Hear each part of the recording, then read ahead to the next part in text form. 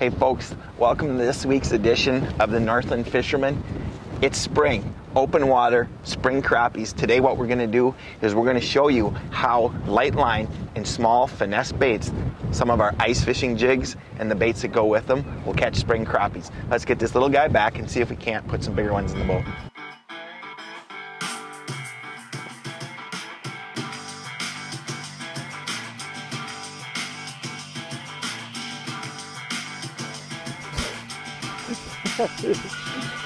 Awesome. I don't care how old you are. Nice fish. Another dock bass.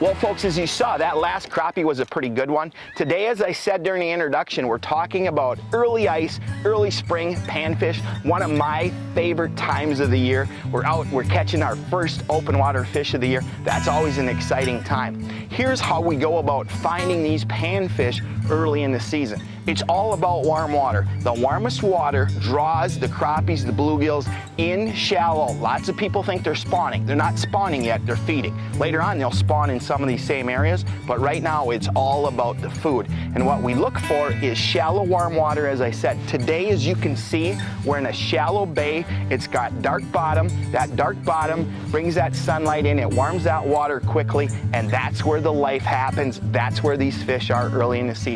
So look for warm water areas, shallow bays, channels, marinas. Those will be the place that draw these panfish in early in the season. How do we catch them? Well, for us, it's a finesse deal. It's light line. This is 4-pound test. We're using just a slip bobber, and I got a little bit of a tangle here, but we'll get her untangled and I'll tell you what I got going here. I'm using a slip bobber, a small slip bobber. I've got a split shot weight, and then I'm tied with a small 1/16 ounce tungsten Musca jig. Tungsten is a great bait because it's denser than lead, so it's a small profile, but it's heavy, so it gets down in the water column. But these fish early in the season are finicky, so they like a small profile, so that smaller size of that tungsten bait can really be a key.